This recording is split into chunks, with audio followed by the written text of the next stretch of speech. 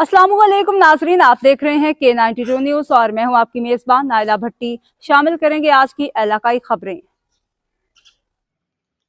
खबर शामिल करते हैं कराची से हमारे chief sports reporter Mohammad Rehan Akram की रिपोर्ट में। बहरिया टाउन में sports and youth affairs department के ताउन से सेल्फ डिफेंस कैंप का इनकाद। बहरिया टाउन कराची में sports and youth affairs department हुकूमत सिंध के ताउन से 23 दिसंबर से 30 दिसंबर तक स्पोर्ट्स कैंप का इनकाद किया गया, जो ज़िला मलीर में मुनक्किद हुआ। कैंप की क़ियादत कामरान कुरैशी ने की, जबकि मुनीज़ा अकरम और तलहा ने मुआवनत फराहम की। कैंप का मकसद नौजवानों को सेल्फ डिफेंस की तकनीकें जैसे किकिंग और पंचिंग सिखाना था। इस इकदाम को बच्चों और वालिदैन ने खूब सराहा।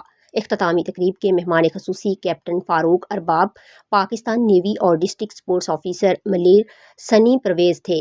तकरीब के इख्तिताम पर तमाम बच्चों को सर्टिफिकेट और रिफ्रेशमेंट पेश की गई। कैंप के हेड ने हुकूमत सिंध और डिस्ट्रिक्ट स्पोर्ट्स ऑफिसर का शुक्रिया अदा करते हुए इस ख्वाहिश का इजहार किया कि ऐसे तरबियती कैंप आइंदा भी मुनक्किद होने चाहिए, ताकि नई नस्ल को मस्बत सरगर्मियों में शामिल किया जा सके।